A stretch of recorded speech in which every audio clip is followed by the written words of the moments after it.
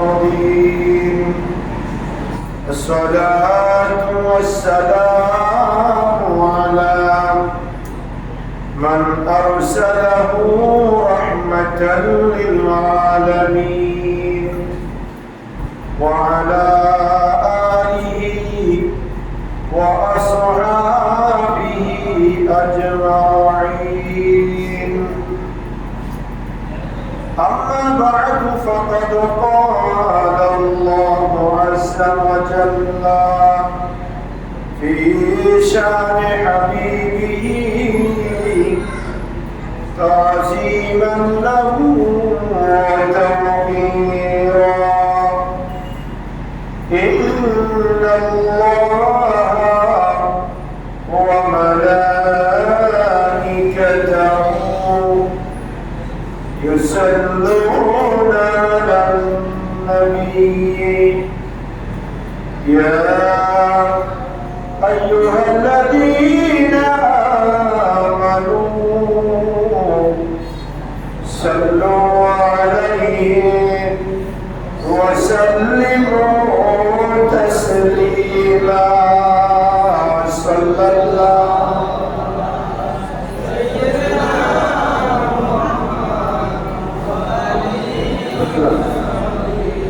صلى الله على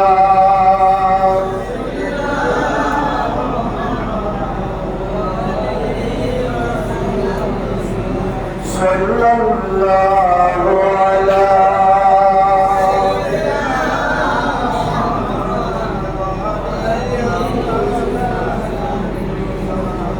أعوذ بالله من الشيطان الرجيم. بسم الله الرحمن الرحيم. أمن هو قانت آناء الليل ساجدا وقائما يحذر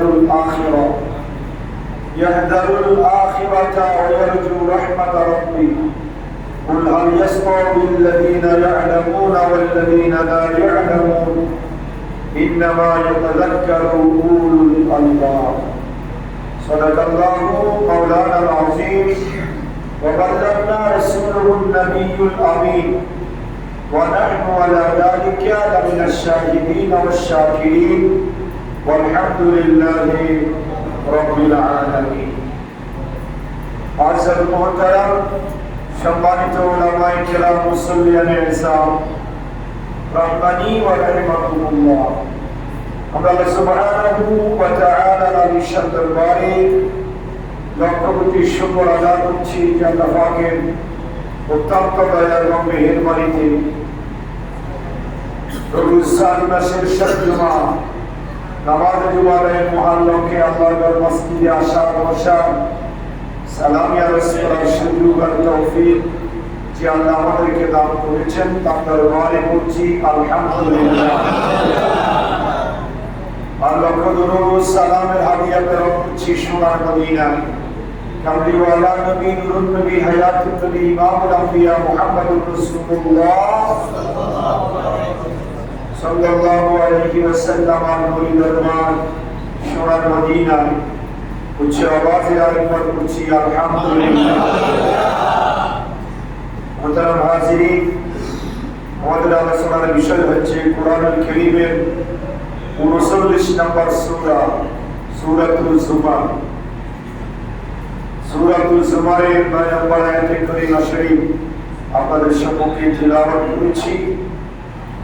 গত জুমায় আমরা সূরাতুল জুমারের আলোকে আমরা আলোচনা শুনেছিলাম আল্লাহর সৃষ্টি, কোরআনুল কারীমের গুরুত্ব এবং আল্লাহ রাব্বুল আলামিন হাকিমুল হাকিমিনের সৃষ্টির ধরন এই সম্পর্কে আমরা আলোচনা শুনেছিলাম। একই ধারাবাহিকতায় 9 নম্বর আয়াতে কারিমার মধ্যে আল্লাহ রাব্বুল আলামিন হাকিমুল হাকিমিন আল্লাহর নেককার বান্দাদের কিছু বৈশিষ্ট্য আল্লাহ এখানে উল্লেখ করেছেন। আল্লাহ বলছেন, আম্মান হুয়া কানিতুন আনা আল-লাইলি সাজিদান ওয়া কাইমা, যে ব্যক্তি রাত্রে জাফত করে সিজদার মাধ্যমে অথবা দাঁড়িয়ে ইবাদত পালনের মাধ্যমে ইয়াহযারুল আখিরাতা, আল্লাহ বলেন পরকালের আশঙ্কা করে ওয়ায়ারজু রাহমাতা রাব্বি, এবং আল্লাহর রহমত পাওয়ার আশা পোষণ করে। কুল হাল ইয়াসতাবিল লাযীনা ইয়া'লামুনা ওয়াল লাযীনা লা ইয়া'লামুন। আল্লাহ বলেন নবী, তাদেরকে আপনি জিজ্ঞাসা করেন যারা জানে আর যারা জানে না তারা কি এক সমান? কখনো এক সমান নয়। ইন্নামা ইয়াতাযাক্কারু উলুল আলবাব। আল্লাহ বলছেন চিন্তা ভাবনা কেবল তারাই করে যারা বুদ্ধিমান, যারা জ্ঞানী। সুবহানাল্লাহ। এই আয়াতে কারিমার মধ্যে আল্লাহর নেককার বান্দাদের বৈশিষ্ট্য আল্লাহ বর্ণনা করেছেন। আম্মান হুয়া কানিতুন আনাল লাইলি সাজিদান ওয়া কায়িমা। যে ব্যক্তি রাত্রিকালে সিজদার মাধ্যমে এবং দাঁড়িয়ে ইবাদতের মাধ্যমে রাত্রি যাপন করে, সে ব্যক্তি কি গুনাহগার না নেককার? একটু কথা বলেন। যে ব্যক্তি রাত্রি যাপন করে নামাজের মাধ্যমে, ইবাদতের মাধ্যমে, সে ব্যক্তি নেককার। সে রাত্রি যাপন করে তারাই নামাজ এবং আল্লাহর কুদরতি কদমে সিজদার মাধ্যমে কি জন্য? ইয়াহজারুল আখিরাতা। সে পরকালের আশঙ্কা, পরকালকে পাওয়ার জন্য। কিসের জন্য? পরকালকে পাওয়ার জন্য।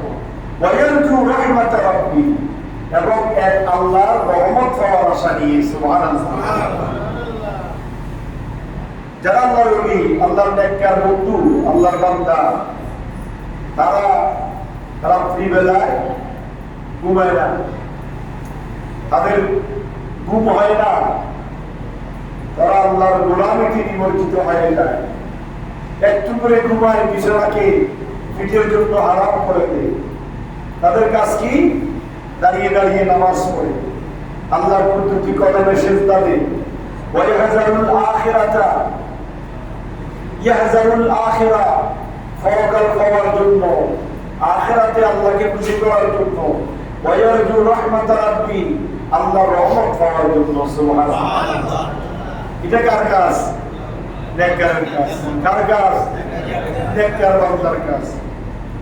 নেককার বান্দার কাজ এটা নয় যে সারা রাত বিভিন্ন চ্যানেল দেখলাম, খবর দেখলাম, টিভি দেখলাম, বিভিন্ন টক শো দেখলাম, এটা দেখলাম, সেটা দেখলাম, রাত্রি শেষ করে দিলাম, শেষ রাত্রিতে ঘুমালাম, 9টায় উঠে গোসল করে নাস্তা খেয়ে অফিসে চলে গেলাম।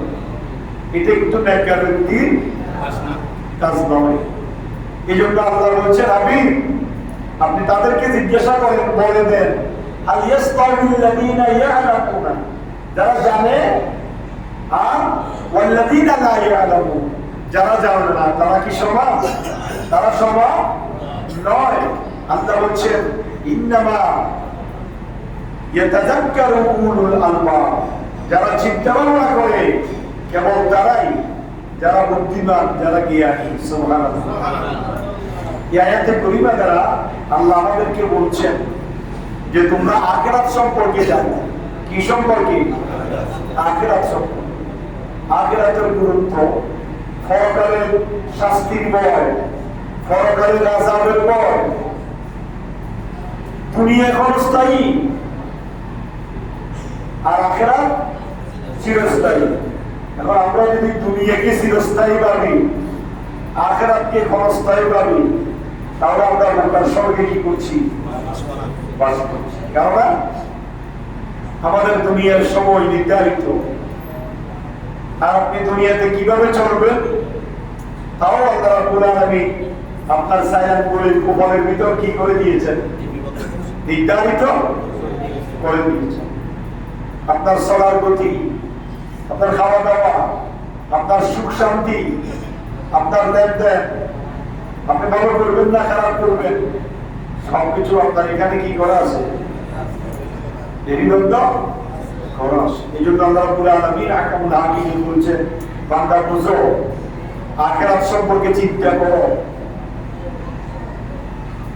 তারাই শ্রেষ্ঠ যারা আখিরাত সম্পর্কে চিন্তা ভাবনা করার জ্ঞান রাখে, সুবহানাল্লাহ। আর যারা উদাসীন, এই জ্ঞান রাখে না, তারা কখনো আল্লাহর বন্ধু, আল্লাহর নেককার হতে পারে। এই জন্য বলা হয়েছে যারা জানে এবং যারা জানে না তারা কি নয়, সমান নয়। এই জন্য জানাটা কি, কোন জানা? আখিরাত সম্পর্কে জানা, আখিরাতের বিধান সম্পর্কে জানা। আমাকে এটা জানতে হবে, আমি দুনিয়ার জন্য যা করছি আখিরাতে আমাকে তার হিসাব দিতে হবে। ফুঙ্কানো ফুঙ্করূপে হিসাব আল্লাহর সামনে উপস্থাপন করতে হবে। নাকি কেউ আসতে পারবো? বাঁচার কোনো সুযোগ নাই। আমাকে সবকিছুর হিসাব আল্লাহর আসামির সামনে দাঁড়িয়ে দিতে হবে। এই জন্য আখিরাতের জমি আমি যখন পদার্পণ করবো, আখিরাতের প্রথম স্টেপ কোনটা? কবর। কি বলেন না? কবর। আলেমে বারজাখ, বারজাখ, বারজাখ মানে কবরের জিন্দেগি। কিসের জিন্দেগি? কবর দিয়ে আপনার আখিরাত শুরু, মৃত্যুর মাধ্যমে আপনার আখিরাত শুরু। এই মৃত্যু আপনাকে আখিরাতের দ্বার প্রান্তে যাওয়ার জন্য সহজ করে দিবে রাস্তা। তারপরে আপনি আমি কবরের বাড়িতে থাকবো। সঙ্গী থাকবে? কোন সঙ্গী সাথী? এই কবরের বাড়িতে দিনকে দিন, বছরকে বছর, কত বছর থাকতে হবে তার কোনো নির্দিষ্ট সীমা আছে নাকি? নাই, আল্লাহ করে দেন। কিন্তু আপনি দুনিয়াতে কয়দিন থাকবেন তার নির্দিষ্ট আছে। কিন্তু বরজখ আর কবরের জগতে আপনি কতদিন কবরে থাকতে হবে, মাটি নিচে থাকবেন তার কোনো নির্দিষ্ট সীমা সময়। আপনাকে আমাকে থাকতে হবে একা, সঙ্গীবিহীন, সাথীবিহীন, মাটির ঘর, সাপ বিচ্ছুর ঘর, সেখানে আমি থাকবো। সেখান থেকে আমি হাসরের ময়দানে উঠবো, আল্লাহর সামনে হিসাব নিকাশ দিব। নেক আমলের পাল্লা যদি বাড়ি হয় জান্নাতে চলে যাব। দুর্ভাগ্যক্রমে যদি বদ আমল বেশি থাকে, আমাকে ওই আমল অনুযায়ী নির্দিষ্ট সময় জাহান্নামের আগুন ভোগ করতে হবে। তার পরবর্তীতে ঈমানের কারণে আমাকে আপনাকে আল্লাহ জান্নাত দিবে, সুবহানাল্লাহ। এই জন্য আল্লাহ বলছেন, নবী আপনি তাদেরকে জিজ্ঞাসা করেন যারা জানে আর যারা জানে না তারা কি সমান? আল্লাহ আমাদেরকে জিজ্ঞাসা করতেছে, যারা জানে আর যারা জানে না তারা কি নয়, সমান। জানাটা কোনটা? আখিরাত সম্পর্কে জানা, ফরজ সম্পর্কে জানা, ফরজের হিসাব নিকাশ সম্পর্কে জানা। দুনিয়ার ধন সম্পদ, দুনিয়ার কাবিলিয়তি, এটা আপনাকে আখিরাতে শান্তি দিবে না। আখিরাতের কাবিলিয়তি, আখিরাতের ভালো কাজ আপনাকে কি দিবে? শান্তি দিবে। কথা বলেন ঠিক কি না?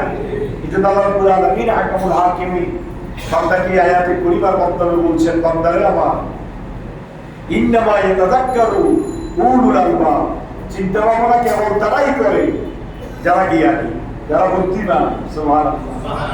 তো বুদ্ধিমান কারা? আল্লাহর ভাষায় তারাই বুদ্ধিমান যারা আখিরাতের চিন্তা ভাবনা করে নিজের জীবন পরিচালনা করে। সুবহানাল্লাহ। কথা বুঝতেছেন?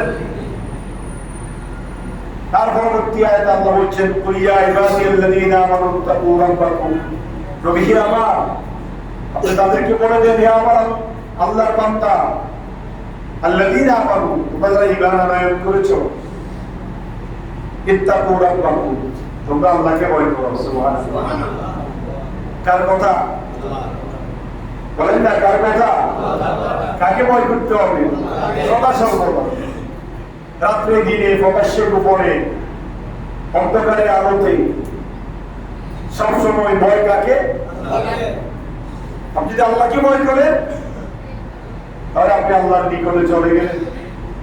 আল্লাহ আপনাকে সর্ব অবস্থায় রহমতের চাদরে আবদ্ধ করে রাখবেন। সুবহানাল্লাহ। লিল্লাযীনা আহসানু ফি হাযিহি দুনিয়া হাসানা, যারা এই দুনিয়াতে সৎ কাজ করে তাদের জন্য রয়েছে পূর্ণ নেক সওয়াব। কার কথা? আল্লাহর কথা। ওয়া আরদুল্লাহি ওয়াসিআ, আল্লাহ বলেন আমি আল্লাহর দুনিয়ায় প্রশস্ত, বিশাল। কার কথা? আল্লাহর দুনিয়ার বিশাল প্রশস্ত, সংকীর্ণতা নাই। আল্লাহ বান্দার জন্য সবকিছু ওপেন করে দিয়েছেন। ইন্নামা ইউওয়াফাস সাবিরুনা আজরাহুম বিগাইরি হিসাব। আল্লাহ বলছেন যারা সবরকারী তাদের জন্য পুরস্কার অগণিত। যারা বলা মুসিবতে, বিপদ আপদে, সমস্যায়, সর্ব অবস্থায় যারা সবর ইখতিয়ার করে, ধৈর্য ধারণ করে, আল্লাহ বলছেন তাদের সওয়াব, তাদের পুরস্কার অগণিত। নির্দিষ্ট সীমা হিসাব করে তাদেরকে পুরস্কার দেওয়া হয় না, অগণিত ব্যাপক আকারে আল্লাহ রাব্বুল আলামিন তাদেরকে পুরস্কার দান করেন। সুবহানাল্লাহ।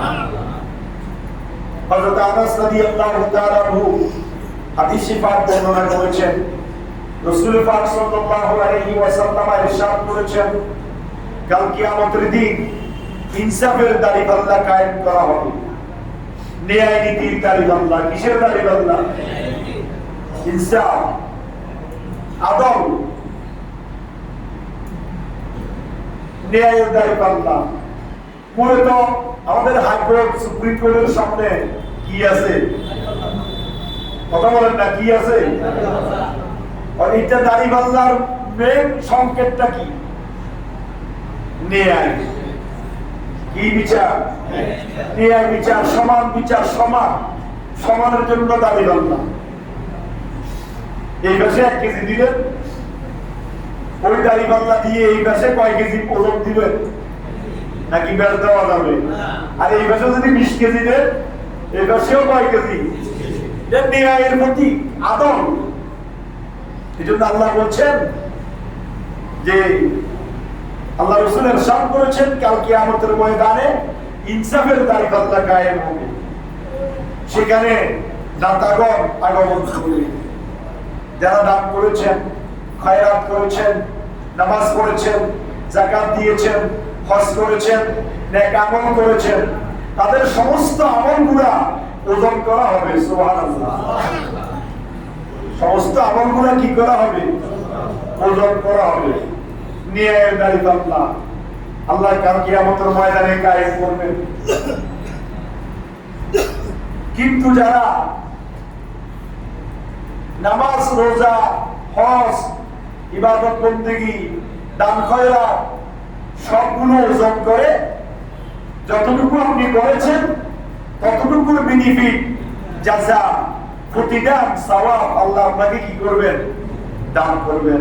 আল্লাহ রাসূল বলেন, একটি মাত্র যারা বালা মুসিবতে ধৈর্য ধারণ করে, যারা মুসিবতের মধ্যে সবর ইখতিয়ার করেছে, তারা যখন আগমন করবে, তারা যখন ওই দাড়িপাল্লার সামনে আসবে, আল্লাহ রাব্বুল আলামিন তাদের আমলগুলো ওজন করবেন না, তাদেরকে অগণিত সওয়াব দিয়ে আল্লাহ রাব্বুল আলামিন জান্নাতে পৌঁছাই দিবেন। সুবহানাল্লাহ। ইন্নামা ইউওয়াফাস সাবিরুনা আজরাহুম বিগাইরি হিসাব। যারা মুসিবতের মধ্যে, বিপদের মধ্যে ধৈর্য ধারণ করেছে, আল্লাহ রাব্বুল আলামিন হাকামুল হাকিমিন বিনা হিসাবে তাদেরকে জান্নাতে পৌঁছাই দিবেন। সুবহানাল্লাহ। এইজন্য আমাদেরকে মুসিবতের মধ্যে কি করতে হবে? কত রকমের মুসিবত আসবে, মুসিবতের কোনো শেষ আছে? বিপদ, অ্যাক্সিডেন্ট, দুর্ঘটনা, ছেলে মেয়ের মৃত্যু, সম্পত্তির ঘাটতি, অ্যাক্সিডেন্ট, আগুনে পুরা, গাড়িতে অ্যাক্সিডেন্ট হওয়া, জটিল কোনো রোগে আক্রান্ত হওয়া, বিপদগ্রস্ত হওয়া, ছেলে মেয়ে নিয়ে সমস্যা হওয়া। আল্লাহ রাব্বুল আলামিন হাকামুল হাকিমিন বলছেন, বান্দা ইন্নামা ইউওয়াফাস সাবিরুনা আজরাহুম বিগাইরি হিসাব। তোমরা যদি মুসিবতের মধ্যে ধৈর্য ধারণ করে নিজেকে অটল রাখতে পারো, আমি আল্লাহর উপর ইস্তেকামত রাখতে পারো, বিনা হিসাবে আমি আল্লাহ তোমাদেরকে জান্নাতে পৌঁছাই দেব। সুবহানাল্লাহ।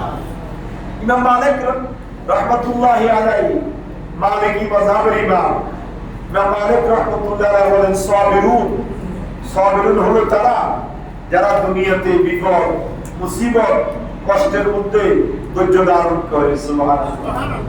কেউ কেউ বলেছেন সবরকারী তারা যারা পাপ কাজ থেকে বাঁচি থাকতে পারে। সুবহানাল্লাহ।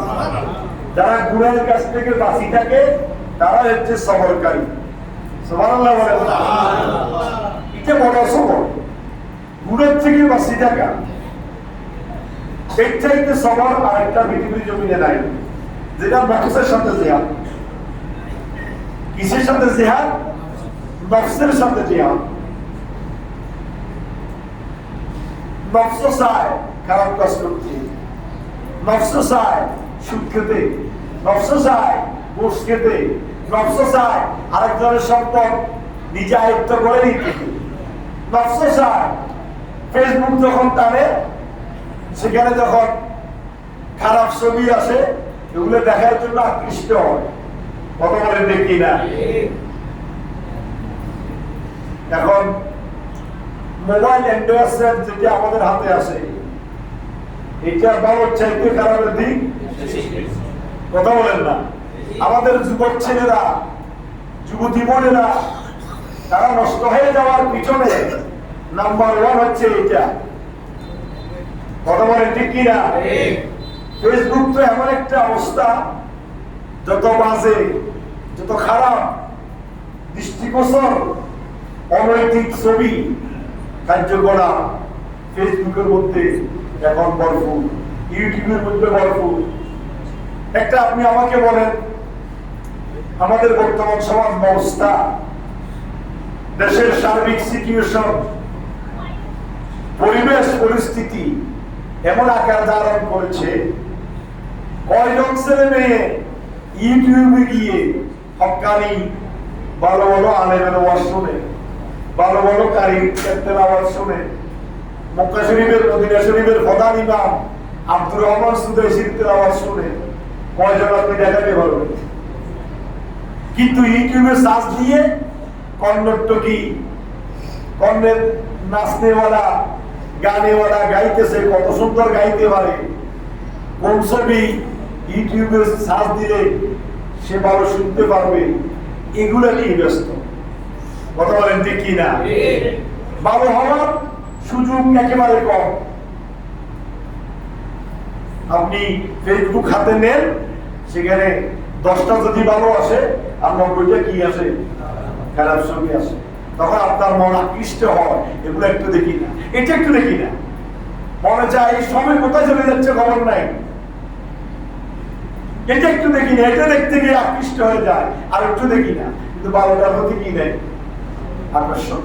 এই জন্য আল্লাহ বলেছেন, বড় বড় জিহাদ, বড় সংগ্রাম, বড় সবর হচ্ছে নফসের সাথে জিহাদ করে পাপ কাজ থেকে নিজেকে বিরত রাখা। সুবহানাল্লাহ। তারপর পরবর্তী আয়াতে আল্লাহ বলেছেন, কুল ইন্নী উমিরতু আন আ'বুদাল্লাহ মুখলিসান লাহুদ্দীন। আল্লাহ রাসূল বলেন যে, হে আমার উম্মতেরা, তোমরা শুনো, ইন্নী উমিরতু, আমি আদিষ্ট হয়েছি, আন আ'বুদাল্লাহ, একমাত্র আল্লাহর ইবাদত করতে, মুখলিসান লাহুদ্দীন, খালেস ভাবে, একনিষ্ঠ ভাবে আমি আল্লাহর ইবাদত করার জন্য আমি নবী আদিষ্ট হয়েছি। সুবহানাল্লাহ। দেখেন, নবী বলছেন আমি আদিষ্ট হয়েছি এক আল্লাহর ইবাদত করার জন্য। সুবহানাল্লাহ বলেন। সে ইবাদতটা হবে খালেস ভাবে, একনিষ্ঠ ভাবে, এক মনের ধ্যানে। কার ইবাদত? আল্লাহর ইবাদত। আর ওয়া উমিরতু লিআন আকুনা আউওয়ালাল মুসলিমিন, আমি আরো আদিষ্ট হয়েছি যে আমি যাতে করে সর্বপ্রথম মুসলমানদের অন্তর্ভুক্ত হই, আত্মসমর্পণকারীদের অন্তর্ভুক্ত হই, ইবাদতকারীদের অন্তর্ভুক্ত হই। সুবহানাল্লাহ।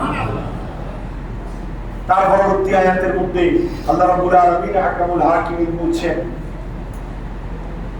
আল্লাহু নাযালা আহসানাল হাদিস আফামান শারাহা আল্লাহু সাদরাহু লিল ইসলাম ফাহুয়া আলা নূরিন মির রাব্বিহি ফাওয়াইলুল লিল কাসিয়াতি কুলুবুহুম মিন যিকরিল্লাহ উলাইকা ফি দালালিন মুবিন।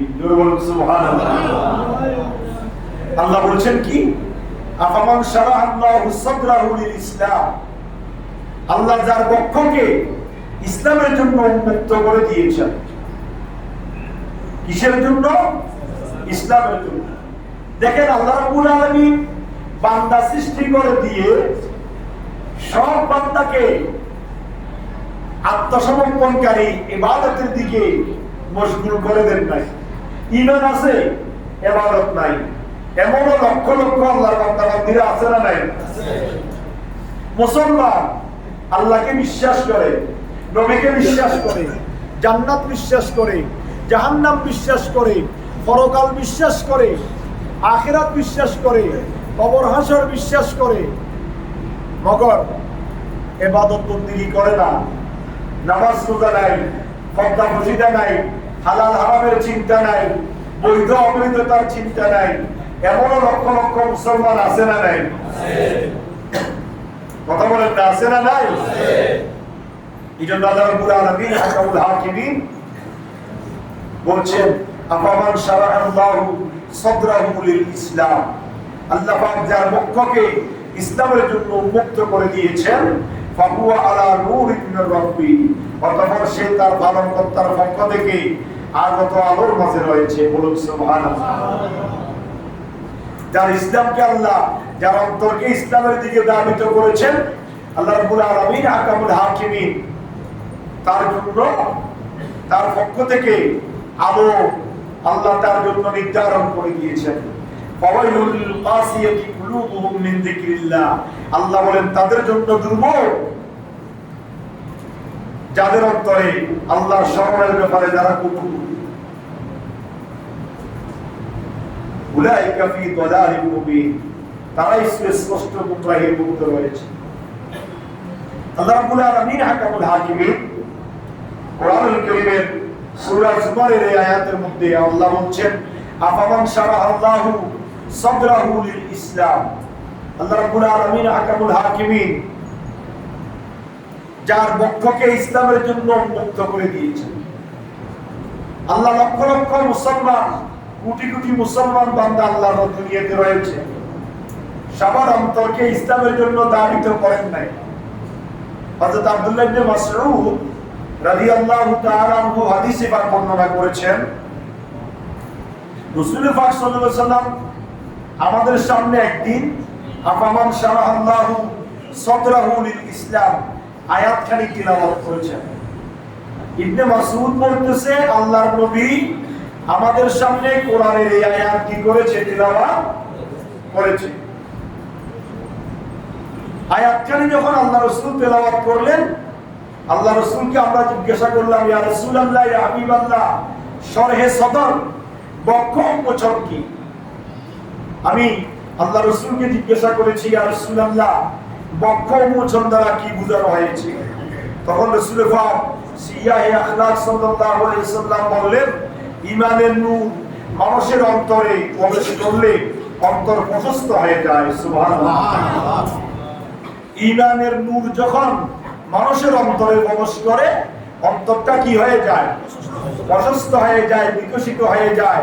ফলে আল্লাহর বিধিবিধান অনুযায়ী সে আমল করতে পারে। সুবহানাল্লাহ। আল্লাহর বিধান অনুযায়ী সে আমল করে যার অন্তরটা ঈমানের নূরে প্রশস্ত। সুবহানাল্লাহ। যার অন্তরে কার ভয় আছে? আল্লাহর ভয়। যার অন্তরে ঈমান আছে, যার অন্তরে আল্লাহর ভয় আছে, সে ব্যক্তি ইবাদতের মধ্যে মশগুল থাকে। সে ব্যক্তি নামাজ পড়ে, তাহাজ্জুদের নামাজ পড়ে, কোরআন তেলাওয়াত করে, হালাল হারাম পার্থক্য করে চলে, নেক আমলের দিকে ধাবিত হয়। কথা বলেন ঠিক কি না? তখন আল্লাহ রাসূলকে আব্দুল্লাহ ইবনে মাসউদ বলছেন, আমরা আল্লাহ রাসূলকে জিজ্ঞাসা করলাম, ইয়া রাসূলুল্লাহ, ইয়া হাবিবাল্লাহ, তার লক্ষণ কি? যে যার অন্তরে ঈমানের নূর প্রবেশ করেছে, আমরা কিভাবে বুঝবো? সুবহানাল্লাহ বলেন না? আপনারা সবাই অমনোযোগী, গরমে একটু কষ্ট পাচ্ছেন, কারণ কর্তৃপক্ষ এখানে একটা মিটার কি পাল্টাচ্ছিল, যার দরুন সমস্যা। ওনারা ইচ্ছে করলে আধা ঘন্টা আগে কাজটা বন্ধ করে দিতে পারতো। যাই হোক, ওনাদের খুশি মোতাবেক ওনারা দিয়েছেন, আমরা একটু কষ্ট আমাদের হচ্ছে। আশেপাশে জানালাগুলো বন্ধ করে দিয়ে এসি ছাড়তেছে, যতটুকু আমরা পাই আর কি আছে বাতাস। তো যাই হোক, একটু অ্যাটেনশন, আমি অল্প নির্দিষ্ট সময়ে আমরা আর 2-4 মিনিটের মধ্যে আলোচনা শেষ করে দিব। তো এই কথা খেয়াল করেন, আল্লাহ রাসূলকে বলছেন, ইয়া রাসূলুল্লাহ, শরহে সদর বক্ষ উন্মোচনটা কি? তখন আল্লাহ রাসূল সাল্লাল্লাহু আলাইহি ওয়াসাল্লাম কি বললেন? আল্লাহ রাসূল সাল্লাল্লাহু আলাইহি ওয়াসাল্লাম বললেন, যার অন্তরে ঈমানের নূর প্রবেশ করবে তার অন্তরটা কি প্রশস্ত, আলোকিত। তখন সাহাবায়ে কিরাম বললেন, আমরা কিভাবে বুঝবো ওই ব্যক্তির অন্তরে ঈমানের নূর প্রবেশ করেছে? তখন আল্লাহ রাসূল বললেন, ইনাবাতু ইলা দারিল খুলুদ, যারা চিরস্থায়ী বাসস্থানের প্রতি অনুরাগী। কথা খেয়াল করেন, এদিকে সেদিকে তাকাইয়েন না। যারা চিরস্থায়ী বাসস্থানের প্রতি অনুরাগী, ওয়াতাজাফা আন দারিল গুরু, ধোঁকার বাসস্থান থেকে যারা দূরে থাকে, ওয়াতাহিবু লিল মাউতি কাবলা রুসুল, এবং মৃত্যু আসার পূর্বে যারা মৃত্যুর জন্য প্রস্তুতি নেয়, এই তিন ধরনের ব্যক্তি যাদের অন্তরে ঈমানের নূর আছে, তোমরা বুঝতে পারবে। সুবহানাল্লাহ, সুবহানাল্লাহ বলেন না? বলতেছে কি, কথা খেয়াল করেন। আল্লাহ রাসূল বলেন, ইনাবাতু ইলা দারিল কুলুব, তোমরা বুঝতে পারবে ওই ব্যক্তির অন্তরে ঈমানের নূর আছে। ওই ব্যক্তিকে যে চিরস্থায়ী বাসস্থানের প্রতি অনুরাগী। আচ্ছা আপনি বলেন, চিরস্থায়ী, আমাদের চিরস্থায়ী বাসস্থান কোনটা? সবাই বলেন নাই তো? চিরস্থায়ী বাসস্থান কোনটা? কবরও বাদ দিলাম, আখিরাত।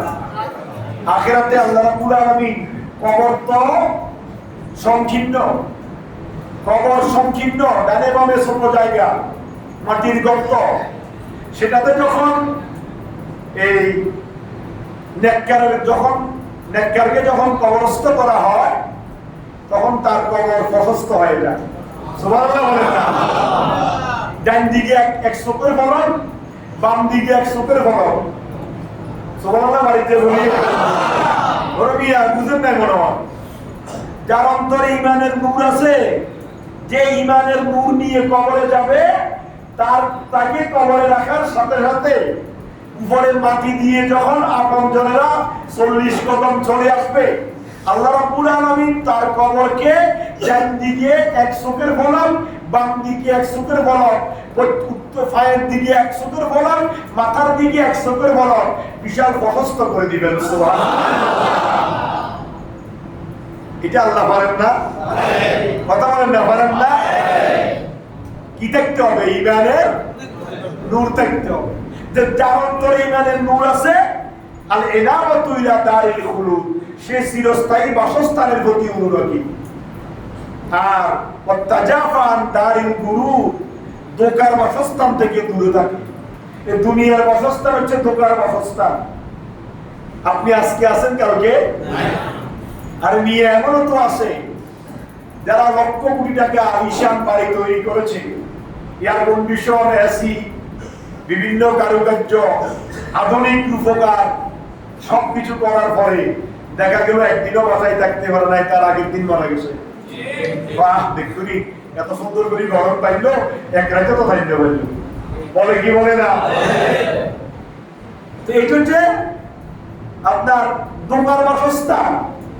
এই ধোঁকার বাসস্থানের প্রতি যারা দূরে থাকবে, আর চিরস্থায়ী বাসস্থানের প্রতি যারা আগ্রহ হবে, তাদের কারণ চলে গেছে। কি রে ভাই, এতক্ষণ ধরে ঠিক করলেন, এখন করে গেল আবার।